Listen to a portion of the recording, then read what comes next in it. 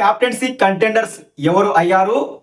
మూడవ captaincy contender task అయినటువంటి raise the flag water task ఉంది కదా, ఆ టాస్క్ లో ఏ టీము గెలిచింది అన్నది చెప్తాను. ఫస్ట్ క్యాప్టెన్సీ కంటెండర్ టాస్క్ గెలిచినందుకు ఇమాన్యుయల్ కు బ్యాడ్జ్ వచ్చింది కదా, అలా ఇమాన్యుయల్ ఫస్ట్ క్యాప్టెన్సీ కంటెండర్ అయ్యాడు.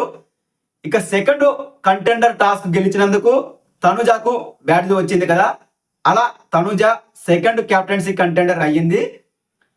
ఇక మూడవ టాస్క్ అయినటువంటి రైజ్ ద ఫ్లాగ్, ఈ టాస్క్ లో కూడా ఆరెంజ్ టీమే గెలిచింది. ఈ టాస్క్ గెలిచినందుకు గౌరవ్ కు బ్యాడ్జ్ వచ్చింది, ఎందుకంటే గౌరవ్ కూడా ఆరెంజ్ టీమే కాబట్టి. ఇలా గౌరవ్ కూడా క్యాప్టెన్సీ కంటెండర్ అయ్యాడు. ఇలా టాస్క్ల ద్వారా ముగ్గురు క్యాప్టెన్సీ కంటెండర్స్ అయ్యారు కదా. ఆ తర్వాత రీతు చౌదరి కూడా క్యాప్టెన్సీ కంటెండర్ అయ్యింది. రీతు ఎలా అయింది అంటే, రెబల్స్ అయినటువంటి దివ్యాను సుమన్ శెట్టిని కనిపెడుతుంది. అలా కనిపెట్టింది కాబట్టి రీతు చౌదరి క్యాప్టెన్సీ కంటెండర్ అయ్యింది. ప్రస్తుతానికి ఈ నలుగురు, రీతు, తనుజ, ఇమాన్యుయల్, గౌరవ్, ఈ నలుగురు క్యాప్టెన్సీ కంటెండర్స్ అయ్యారు.